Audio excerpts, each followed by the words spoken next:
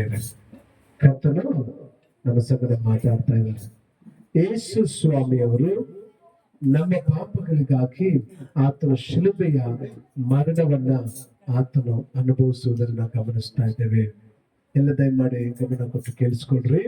ಯೇಸು ಸ್ವಾಮಿಯವರು ನಮ್ಮ ಪಾಪಗಳಿಗಾಗಿ, ನಮ್ಮ ದ್ರೋಹಗಳಿಗಾಗಿ ಆ ಶಿಲುಬೆ ಮೇಲೆ ತನ್ನ ಪ್ರಾಣವನ್ನ ಕೊಡುವಂತ ಈ ಕಾರ್ಯ ಅತ್ಯಂತ ಸುಖಕರವಾಗಿದೆಯಾ, ದುಃಖಕರವಾಗಿದೆಯಾ?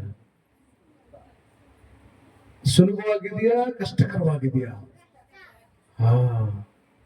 ನೀವೆಲ್ಲ ನೆನ್ಪಿಟ್ಕೊಬೇಕು. ಶಿಲುಬೆಯ ಈ ತ್ಯಾಗ, ಶಿಲುಬೆಯ ಈ ಕಾರ್ಯ ಅದು ಸುಲಭದ ಕಾರ್ಯವಾಗಿರಲಿಲ್ಲ. ಎಲ್ಲ ಹೇಳುವ, ಶಿಲುಬೆಯ ಕಾರ್ಯ ಸುಲಭದ ಕಾರ್ಯ ಅಲ್ಲ. ಅದು ಅತಿ ಭಯಂಕರವಾದ ಕಷ್ಟದ ಕಾರ್ಯವಾಗಿದೆ, ನೋವಿನ ಕಾರ್ಯವಾಗಿದೆ. ಸಾವಿನ ದವಡೆಗೆ ಸಾಯುವಂತ ಪರಿಸ್ಥಿತಿ ಉಂಟಾಗಿದೆ. ಪ್ರೀತಿಯ ದೇವಜನರೇ, ಯೇಸು ಸ್ವಾಮಿಯವರನ್ನ ಶಿಲುಬೆಯ ಮೇಲೆ ಕೈಕಾಲಿಗೆ ಮೊಲೆಯನ್ನು ಚೆಡಿದರು. ಆತನು ಆ ಶಿಲುಬೆಯ ಭಾಗವನ್ನು ಹೊತ್ತುಕೊಂಡು ಗೋಲ್ಗತ್ತಾ ಬೆಟ್ಟವನ್ನ ಆತನು ಹತ್ತಿ ಹೋಗುವಂತ ಕಾರ್ಯವನ್ನ ನೋಡ್ತಾ ಇದ್ದೇವೆ ಪ್ರಿಯರೇ. ಅಷ್ಟು ಮಾತ್ರವಲ್ಲ ಪ್ರಿಯ ದೇವ ಮಗುವೆ, ಆ ಶಿಲುಬೆಯಲ್ಲಿ ಕೈಕಾಲಿಗೆ ಮೊಲೆಯನ್ನು ಜಡಿಸಿಕೊಂಡವರಾಗಿ, ತಲೆಗೆ ಮುಳ್ಳಿನ ಕಿರೀಟವನ್ನು ಇಡಿಸಿಕೊಂಡವರಾಗಿ, ಪಕ್ಕಿಗೆ ತಿವಿಸಿಕೊಂಡವರಾಗಿ ಯೇಸು ಸ್ವಾಮಿ ಆ ಶಿಲುಬೆಯಲ್ಲಿ ತೂಗಾಡ್ತಾ ಇದ್ದಾರೆ. ಇದು ಸುಲಭದ ಕಾರ್ಯವಲ್ಲ. ಇದೇನೋ ಒಂದು ಮುಳ್ಳು ಚುಚ್ಚಿರುವಂತ ಕಾರ್ಯ ಅಲ್ಲ, ಇಲ್ಲ ಏನೋ ಒಂದು ಪೆಟ್ಟು ಹೊಡೆದು ನಿಲ್ಲಿಸಿರುವಂತ ಕಾರ್ಯವಲ್ಲ. ಯೇಸು ಸ್ವಾಮಿ ಅವರು ಸಾಯಲೇ ಎಂಬುದಾಗಿ, ಯೇಸು ಸ್ವಾಮಿ ಅವರನ್ನ ಸಂಪೂರ್ಣವಾಗಿ ಶಿಲುಬೆ ಮೇಲೆ ಹಾಕಿರುವಂತ ಕಾರಣ ಆತನು ಸಾಯಲೇ ಎಂಬುದಾಗಿ. ದಯಮಾಡಿ ಕೇಳಿಸ್ಕೊಳ್ರಿ. ಸಾಯುವಂತ ಒಂದು ಸಂಗತಿ ಅದು ಸುಲಭದ ಸಂಗತಿ ಅಲ್ಲ ಪ್ರಿಯ ದೇವ ಮಗುವೆ. ಅದು ಅತಿ ಭಯಂಕರವಾದಂತ ಕಾರ್ಯವಾಗಿದೆ. ಅತಿ ಭಯಂಕರವಾದಂತಹ ನೋವಿನಿಂದ ಕೂಡಿದಂತ ಕಾರ್ಯವಾಗಿದೆ, ಕಷ್ಟದಿಂದ ಕೂಡಿದಂತ ಕಾರ್ಯವಾಗಿದೆ. ಇದು ಸುಲಭದ ಕಾರ್ಯವಲ್ಲ. ಆದರೂ ಯೇಸು ಸ್ವಾಮಿಯವರು ಅಂತ ಭಯಂಕರವಾದಂತ ಕಷ್ಟಕರವಾದ ಕಾರ್ಯಗಳನ್ನ ಆತನ ಶಿಲುಬೆಯಲ್ಲಿ ಅನುಭವಿಸ್ತಾ ಇದ್ದಾರೆ ಅಂತಂದ್ರೆ ಕಾರಣ ಆತನು ತಾನು 100ಕ್ಕೆ 100% ಆತನು ದೇವರಾಗಿದ್ದರು. ಹಲ್ಲೆಲೂಯಾ. ಮನುಷ್ಯರಿಂದ ಖಂಡಿತವಾಗ್ಲೂ ಸಾಧ್ಯವಿಲ್ಲದೆ ಇರುವಂತ ಕಾರ್ಯ ಇದು.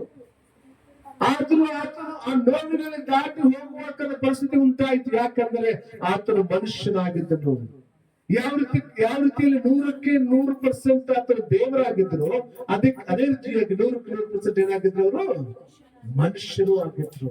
ಅದಕ್ಕೆ ಅವ್ರಿಗೆ ಯೇಸು ಸ್ವಾಮಿ ಅವರಿಗೆ ನಮಗೆ ಹಸುವಾದಂಗೆ ಅವ್ರಿಗೂ ಹಸುವಾಗ್ತಾ ಇತ್ತು, ನಮಗೆ ಕಷ್ಟ ಆದಂಗೆ ಅವ್ರಿಗೂ ಕಷ್ಟ ಆಗ್ತಿತ್ತು, ನಮಗೆ ನೋವಾದ ಹಾಗೆ ಅವ್ರಿಗೂ ನೋವಾಗ್ತಿತ್ತು, ನಮಗೆ ನೇರಡಿಕೆ ಆದ ಹಾಗೆ ಅವ್ರಿಗೂ ಕೂಡ ನೇರಡಿಕೆ ಆಗ್ತಿತ್ತು. ಪ್ರಿಯ ದೇವ ಮಗುವೆ, ಅಂತ ಒಂದು ಹೀನಾಯವಾದಂತ ಶಿಕ್ಷೆಯನ್ನ ಆತನು ಅನುಭವಿಸುವಾಗ ನಾವು ದೇವರ ವಾಕ್ಯದಲ್ಲಿ ಗಮನಿಸ್ತೇವೆ, ಆತನ ದೇಹದಲ್ಲಿ ಒಂದು ತೊಟ್ಟು ರಕ್ತ ಇಲ್ಲದೆ ಇರುವಂತ ಪರಿಸ್ಥಿತಿ ಉಂಟಾಯಿತು.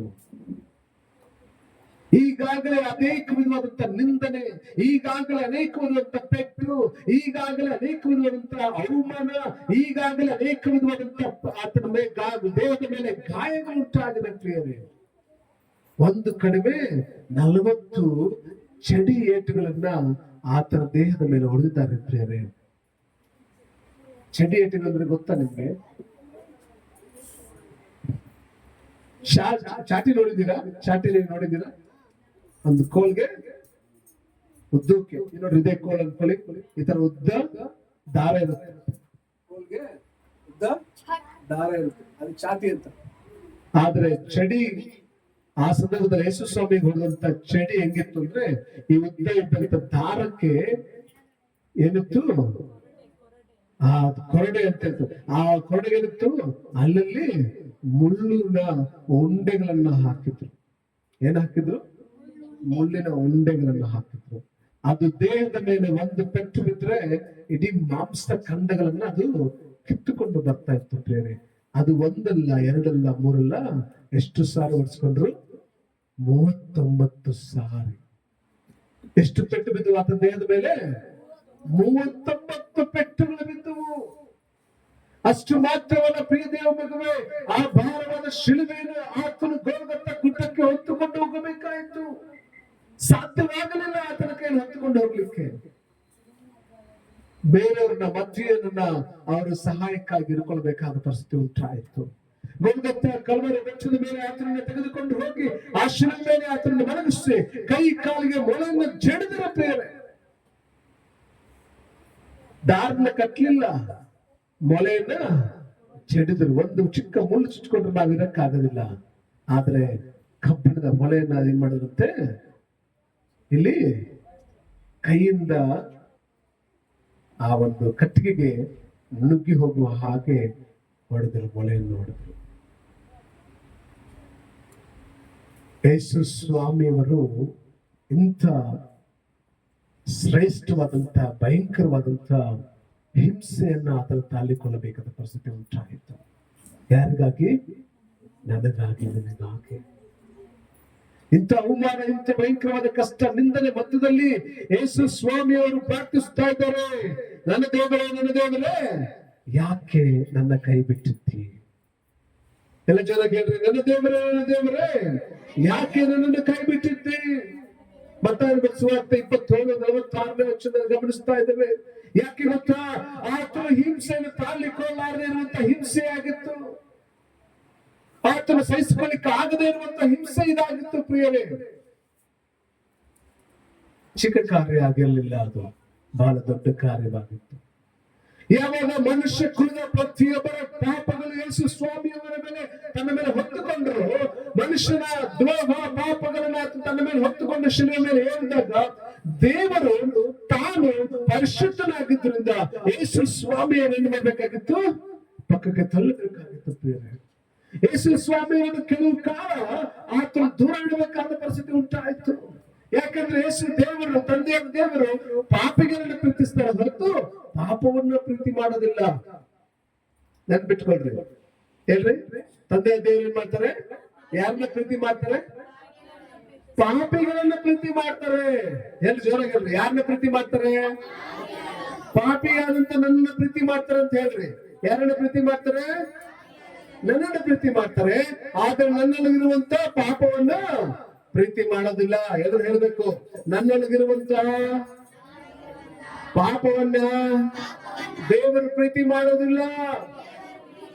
ಅದನ್ನು ದೇವರು ಅಸಹಿಸಿಕೊಳ್ತಾರೆ, ದೇವರನ್ನ ದ್ವೇಷ ಮಾಡ್ತಾರೆ. ಯಾವುದನ್ನ? ನಿನ್ನಲ್ಲಿರುವಂತ ಪಾಪವನ್ನ.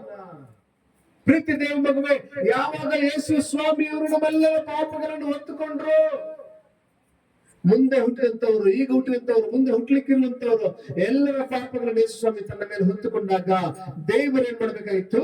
ಯೇಸು ಸ್ವಾಮಿಯವರ ಪಕ್ಕಕ್ಕೆ ತಳ್ಳಬೇಕಾದ ಪರಿಸ್ಥಿತಿ. ಅದಕ್ಕೆ ಯೇಸು ಸ್ವಾಮಿ ತಂದೆಯ ದೇವರು ಯೇಸು ಸ್ವಾಮಿ ಕೈ ಬಿಟ್ಟಿದ್ರಿಂದ ಯೇಸು ಸ್ವಾಮಿ ಹೇಳ್ತಾರೆ, ನನ್ನ ದೇವರೇ, ನನ್ನ ದೇವರೇ, ಕೇಳಿಸ್ಕೊಳ್ರಿ, ನನ್ನ ದೇವರೇ, ನನ್ನ ದೇವರೇ, ಯಾಕೆ ನನ್ನ ಕೈ ಬಿಟ್ಟಿರ್ತಿ? ಪ್ರತಿ ದೇವ ಮಗುವೆ, ಎಂತ ಭಯಂಕರವಾದಂತ ಒಂದು ಮಾತು ನೋಡ್ರಿ. ಈ ಮಾತಿನಲ್ಲಿ ನಮ್ಗೆ ಅರ್ಥ ಆಗುವ ಸಂಗತಿ ಏನು ಗೊತ್ತಾ? ಎಂತ ಒಂದು ಹೀನಾಯವಾದಂತ ಹಿಂಸೆ ಯೇಸು ಸ್ವಾಮಿಯನ್ನು ದಾಟಿ ಹೋದ್ರು ಅನ್ನೋದನ್ನ ನಾವು ಅರ್ಥ ಮಾಡ್ಕೊಳ್ಬಹುದು. ಈ ಹಿಂಸೆ ಯಾರಿಗಾಗಿ? ನನಗಾಗಿ, ನನಗಾಗಿ. ಪ್ರೀತಿ ದೇವರೇ, ಒಂದು ನಿಮಿಷ ಕಣ್ಣು ಮುಚ್ಚಿರ, ಒಂದು ನಿಮಿಷ ಎಲ್ಲ ಕಣ್ಣಲ್ಲಿ ಮುಚ್ಚಿ. ಯೇಸು ಸ್ವಾಮಿಯವರ ಆ ಶಿಲುಬೆಯ ತ್ಯಾಗ, ಆ ಶಿಲುಬೆಯ ಮರಣ, ಆ ಶಿಲುಬೆಯ ಹಿಂಸೆ, ಆ ಶಿಲುಬೆಯ ನೋವು, ಆ ಶಿಲುಬೆಯ ದುಃಖ, ಕಣ್ಣೀರು ಒಂದು ಸಾರಿ ನಾವು ನೆನಪು ಮಾಡಿಕೊಳ್ಳುವ.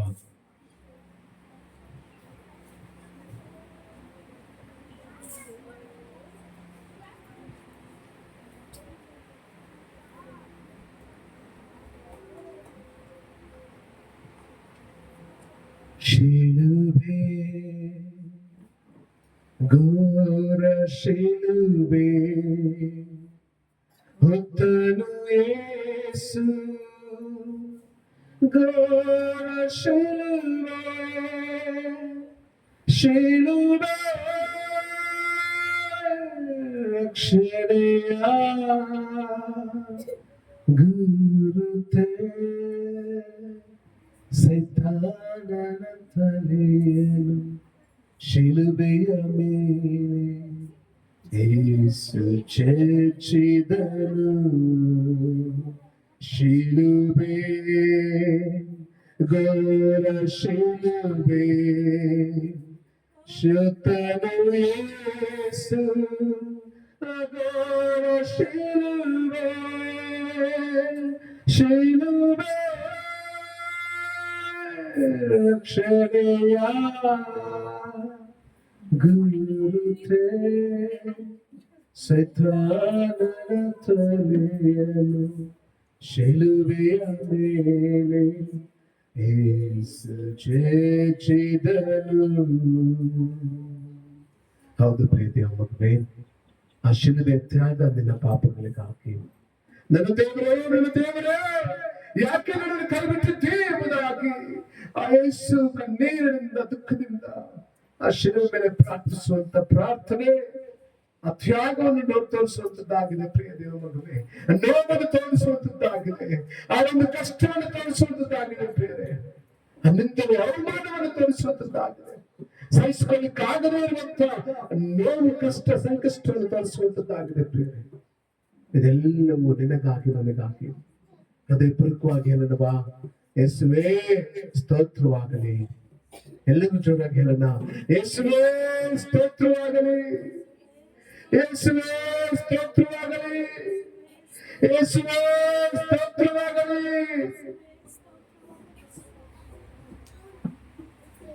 ಎಲ್ಲ ಮಹಿಮೆಗಳು. ಆಮೆನ್. ಹಲ್ಲೆಲೂಯಾ. Praise God. ದೇವರ ನಾಮಕ್ಕೆ ನಾವು ಸ್ತೋತ್ರ ಮಾಡೋಣ. ನಾವು 5ನೇ ಶಬ್ದಕ್ಕೆ ಹೋಗೋಣ. ಬೇರೆ 5ನೇ ಮಾತಿಗೆ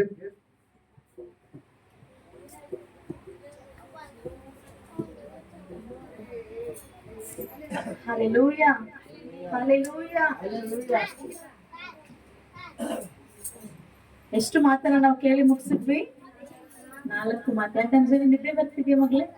ಪ್ರಿಯರೇ, ಎಷ್ಟೋ ಸಾರಿ ಲೋಕದಲ್ಲಿ ಏನಾಗುತ್ತೆ ಗೊತ್ತಾ, ನೇಣುಗಂಬಕ್ಕೆ ಏರಿಸ್ತಾರಲ್ವಾ, ಕೈದಿಗಳನ್ನ ಏನ್ ಮಾಡ್ತಾರೆ, ನೇಣುಗಂಬಕ್ಕೆ ಏರಿಸುವುದಕ್ಕಿಂತ ಮುಂಚೆ ಕಡೇ ಮಾತು ಏನು